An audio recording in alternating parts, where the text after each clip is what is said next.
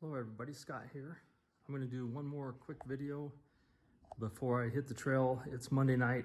I'm leaving Wednesday morning. Tomorrow's going to be super busy.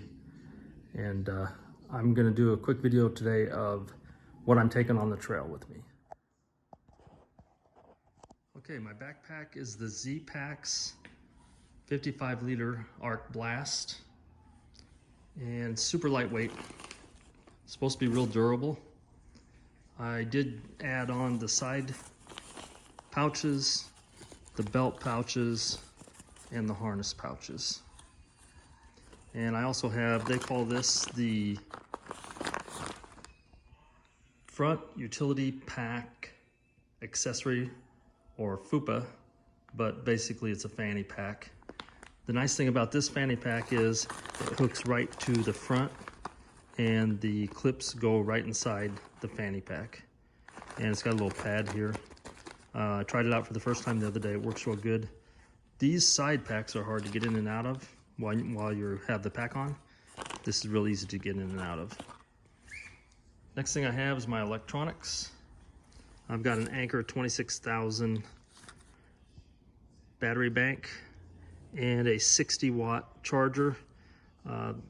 This charger will charge this in about 3.5–4 hours, which is pretty amazing. And this should last me a week. I'll be charging my iPhone 11, my Apple Watch, my inReach. This inReach is my satellite device that my wife can text me through this even if I don't have a cell signal. Also, it's got a panic button. So if I've fallen and can't get up, I can hit that button and they'll text me to see if I'm all right, and if they don't get an answer, they'll go ahead and send someone out to find me. This is my headlamp. It's a little Petzl Bindi. This thing's awesome. It weighs almost nothing. It's got the red light for at night in camp. It's also got 3 light settings. And the thing I like about it is it's also rechargeable. So I can charge it right off this battery bank. Here's the tripod for setting up slow motion shots on the iPhone or time lapse. Here's my personal items. They'll all go in this little Z-Packs pack here. Pretty much self-explanatory. I've got some ibuprofen and some Advil. These are kind of neat. These are little towels that you put a few drops of water on it and it becomes like a wet towel. I won't be taking many of those, but if my wife sends me a resupply package, she'll probably send some for me. This is repair kits, tenacious tape, sewing kit, that kind of stuff. By the way, I got a question. I didn't pack a razor in here, so if anybody wants to comment, I'm trying to decide if I'm gonna shave and get haircuts on the trip, or if I'm just gonna go full caveman for 6 months and see how that turns out. Here are my cold weather gear. This is I actually don't know this brand. I just saw this at REI and I really kind of liked the way it fits, but it's a little like, not really a rain jacket, but it is kind of rain resistant. But it zips all the way. I like a zip jacket. I don't like a pullover. And it's got a hood and it has front pockets and a pocket inside. This is my cold weather hat. It's like an Elmer Fudd hat, outdoor research. It's kind of neat. The ear flaps go up and latch on the top. And it's also got a little mask that comes out and goes over your face here, or you can push it back in here. It's I tried it in California. It's extremely warm. Then I have my Arc'teryx puffy jacket. I've got Arc'teryx rain pants and rain jacket. All of those will go in this Z-Packs pack, and they will go on the outside of the backpack so that if I need them, I can grab them. Sorry, the rain gear is not going in the pack. The rain gear will stay out, but the other things will go in the waterproof Z-Packs. I have 3 sets of gloves. This is a warm set of gloves. I think they're called Possum gloves or something by Z-Packs. This is REI's glove liners, which is nice. They have the fingers so you can work your phone while you're wearing them. And these are waterproof, wind-proof mittens. So if I have to, I can wear all 3. Here's pretty much my clothes. I've got a pair of Darn Tough socks, and I'll be wearing a pair, so that gives me 2 pairs of socks. I'll switch them every other day. This is my socks to sleep in, to try and keep the sleeping bag from getting too funky. And then a pair of shorts and a pair of ex officio underwear. I'll have one packed and I'll have one I'll be wearing. I'm only taking 2 pair of underwear. And then I don't know about these, they're kind of heavy, but these are waterproof socks. I'm probably going to be in a lot of rain at the beginning. And normally you would just walk through the water with your shoes. The shoes drain really well, and these keep your feet warm even when they're wet. But if it's going to be raining all day, I may try these out. If they don't work out for me, I'll send them back home. All the clothes go in this Z-Packs pack.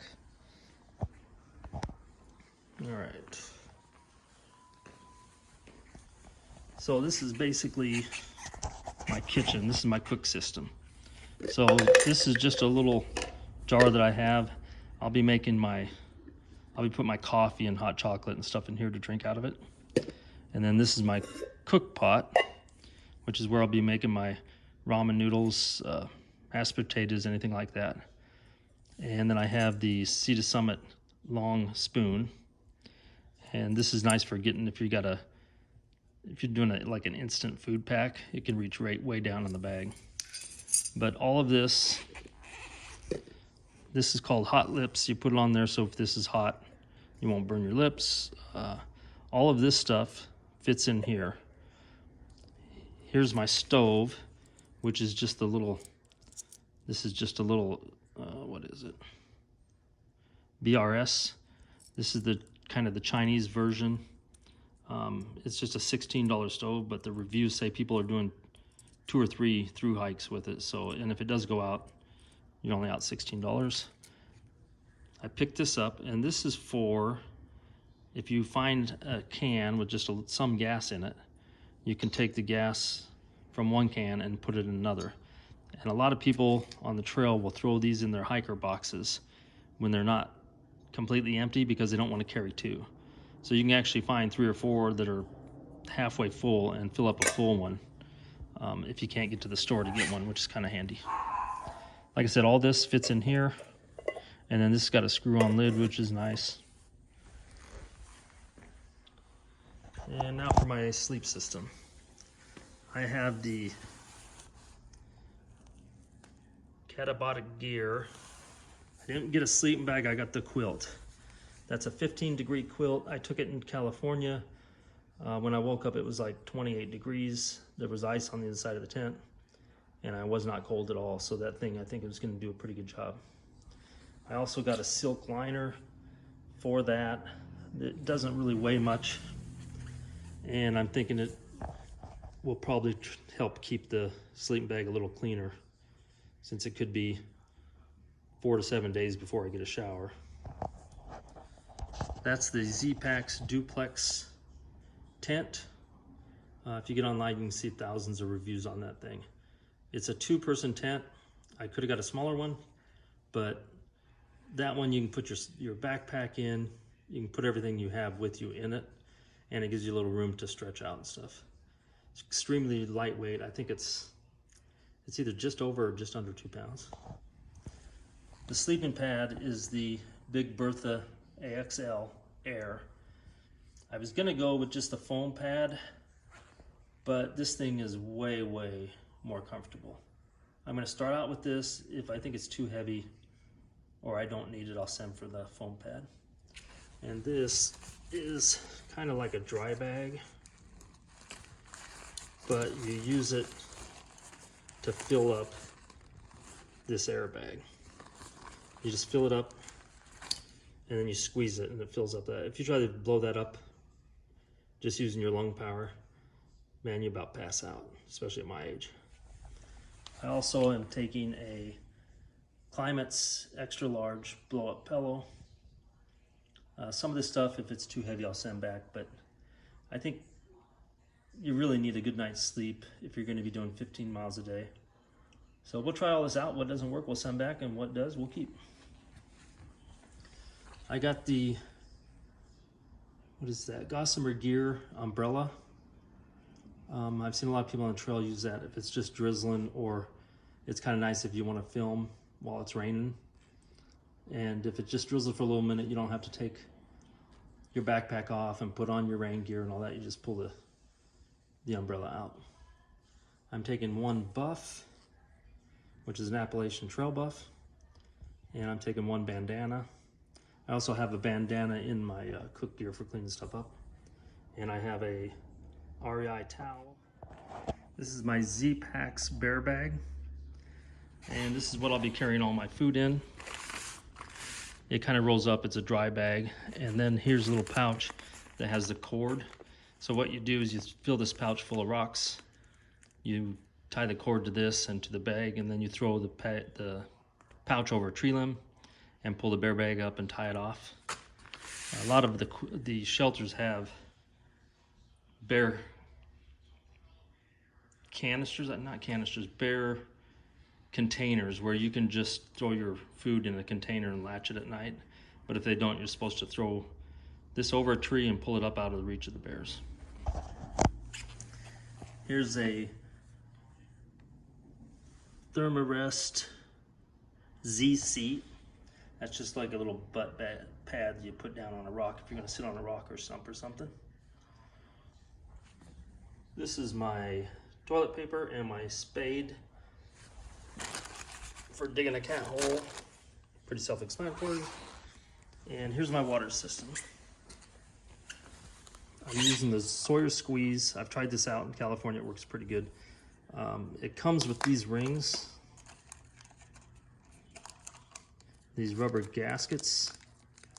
And then I saw a guy, I don't remember who he was, but on YouTube, and I thought this was a great idea. He puts these little strainers, like you have in your sink, in there, and that way it catches like the big sediment, so that when you back flush it, all that stuff's not stuck in there.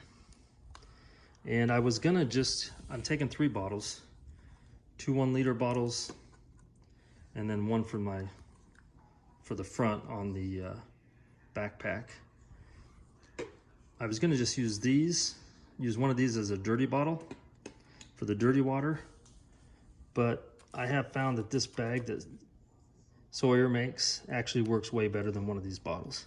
So I am gonna take the bag. If it breaks, I'll go ahead and use one of the bottles. All that fits in here. And then of course I'm gonna be I'll have a pair of pants that I'll switch between the pants and the shorts. And then I'll have a pair of socks on, a pair of underwear on, a shirt on. But that's not gonna be part of the pack weight. That's gonna be what I'm wearing. This is also stuff I'll be wearing. I've got a baseball cap with mesh in the back, which is nice because if it's colder weather, I'll use the other cold weather hat. But in the summer, you kind of need the mesh. And then I have the Black Diamond Z poles. And as you can see, this one I've got all stretched out. And this is how it folds up. It just comes apart and folds into 3 pieces. I like this because it's a lot smaller than the telescoping ones. And these are also the poles for my tent. So the tent doesn't have any poles with it. These are the poles for the tent. And these are the gloves I'll be wearing on a daily basis. And I have a neck knife I'll be wearing, but none of this is part of the pack weight. So I had all this in the pack. I've tried all of it out. This is kind of what I think I'm doing, but that may change before Wednesday. And this comes out to about 17 pounds. I was hoping to get down to 15, but I don't know. It looks like it's gonna be 17. And then the water is about 2 pounds per liter. So I'll be carrying probably 2 to 4 pounds, maybe 5 at the most. There's lots of water on the Appalachian Trail. And then food, you can figure 2 pounds a day. So if I'm 3 days from a town, I'll have like 6 pounds of food. If I'm 4 days, I'll have 8 pounds of food. So we'll be pushing, I don't think it'll get up to 30, maybe 30 at the max, but normally it'll be around 24, 25, something like that. Okay, so when I decided to do the Appalachian Trail, I had a bunch of mixed reactions. Some people said I was crazy, some people said that's great. you know, you get the whole gamut of reactions. I have a buddy, he goes by Radio. He's a bartender in one of the little local bars I go to. Don't judge me. So his mother was in bringing him a sandwich for lunch one time. And I got to talking to her, sweet woman.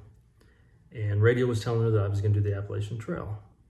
And she was saying, well, I hope you make it, you know, giving me a bunch of encouragement.